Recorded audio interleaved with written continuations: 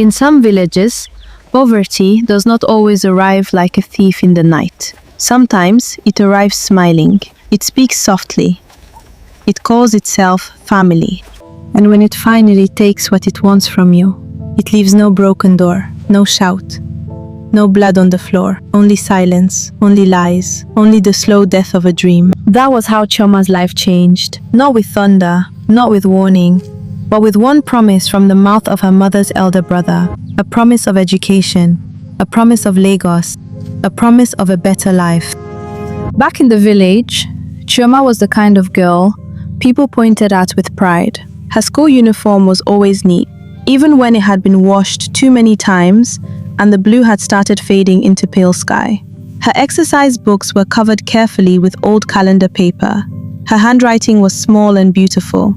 Her teachers said she was sharp, too sharp to remain where she was. This girl can go far, very far. Just don't let hardship stop her. But hardship was already sitting inside that family, like an uninvited relative who refused to leave. Her father, Okeke, was a machine mechanic. His hands were always blackened with oil.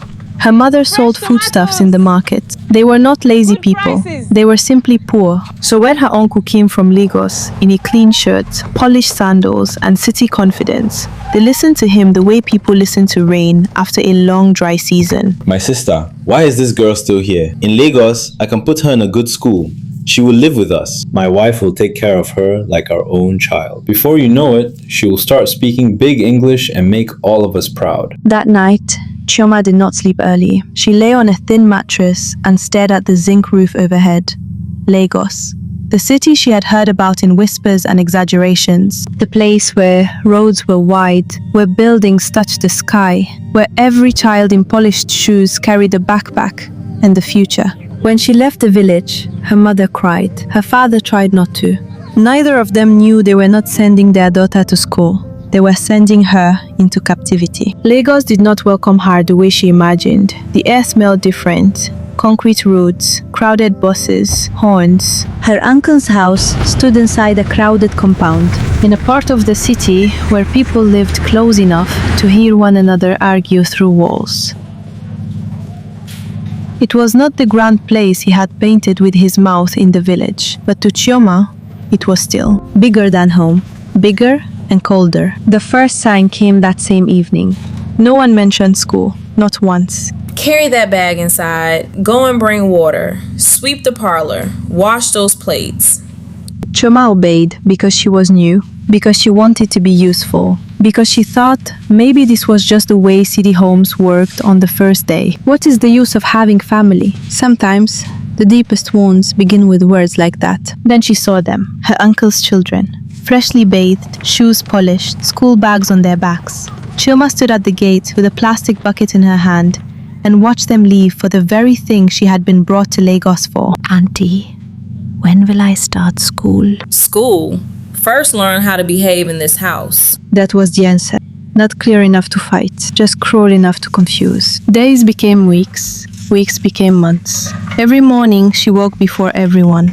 Every night she slept after everyone. She swept, cooked, washed, scrubbed, rinsed, ironed, fetched, folded, and endured. The city that was supposed to widen her future reduced her life to chores. She mopped the floor while the children revised for tests. She washed uniforms she would never wear. She polished shoes that marched daily into classrooms, while her own mind slowly starved inside the same house. Even the children began to speak to her the way they heard their parents speak to her. In that house, cruelty was not taught with lessons. It was taught with example.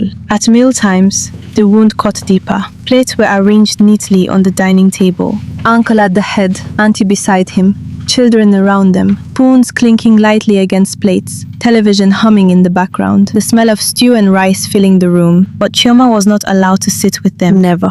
She waited, served, cleared, and when they had finished, a smaller plate would be pushed toward her like charity. Sometimes in the kitchen, sometimes near the back door, sometimes after the food had already gone cold. Am I not a human being? Didn't I come here because they said I was family? If I am family, why do I eat like a stranger? She never asked those questions aloud. In that house, even silence could be punished. At night, after the lights were switched off and the compound became quiet, Except for distant generators and barking dogs, she slept on a thin mat in the storeroom, beside bags of rice, beside old paint buckets, beside broken chairs and cartons no one wanted to throw away. That was where they kept the girl they had promised to educate. Some nights, she cried silently. Other nights, she did not cry at all. She only stared into darkness with dry eyes and listened to rats scratching behind curtains. There is a stage of suffering where tears become too small for what the heart is carrying. But far away in the village, another story was being told, a beautiful lie. At the end of every school term, her uncle would send news back home. Sometimes through a phone call, sometimes through somebody traveling home, sometimes through envelope letters folded carefully to look official. Your daughter is doing very well. She's among the best in her class. Her English is improving. Lagos is helping her. He even forged school reports, neat columns, invented grades, teacher comments that no teacher had written, stamps copied badly but convincingly enough for poor parents who had never seen the inside of a city private school. And in the village, Choma's parents held those papers like proof that their sacrifice was working. Mama Choma would show neighbors with tired pride. Okeke would clear his throat and pretend not to smile too much. Meanwhile, their daughter was kneeling on a wet floor, scrubbing away food stains with cracked fingers. 4 years. 4 full years. That was how long the lie lived. Long enough for a child to become a shadow of herself. Long enough for village classmates to move ahead. Long enough for hope to change shape from something bright into something hidden and stubborn. But some people make one mistake when they oppress the quiet. They confuse silence with emptiness. They think because a person is not speaking, the person is not seeing, not remembering, not becoming. Chioma was changing, not outwardly. Outwardly, she was still the obedient girl in faded clothes, still the one carrying basins, kneeling by buckets, answering every command with, "Yes, auntie, yes, uncle." But inside her, something refused to die. Every day, she listened when the children studied. She listened from the kitchen. She listened from the corridor. She listened while pretending to wipe the table. She memorized spellings she was never taught. She recited multiplication tables under her breath while washing plates. She traced words from old newspapers used to wrap provisions. She picked up thrown-away notebooks from the trash and hid them in the storeroom. If they will not send me to school, I will still not remain empty. That was the dangerous thing her uncle never noticed. He had chained her body to labor, but he had not fully captured her mind. And then, one evening, the lie began to crack. It was the end of term again. Rain clouds had gathered over the city, and humid wind pressed against the windows. Uncle sat in the parlor with papers spread before him, carefully filling another fake report card. Red pen, blue pen, signatures copied from older ones, numbers adjusted to look impressive but believable. Chioma entered quietly with a tray of snacks. He didn't notice at first, but she noticed everything. The name written at the top, her name, the class level, the forged school stamp, the lies arranged in neat boxes. So, this is what he has been sending them. For a moment, the room changed. The air changed. It was no longer only suffering. Now it had a face, a method, a deliberate shape. Her uncle had not merely neglected her. He had erased her life and painted over it with paperwork. What are you standing there for? Drop that tray and get out.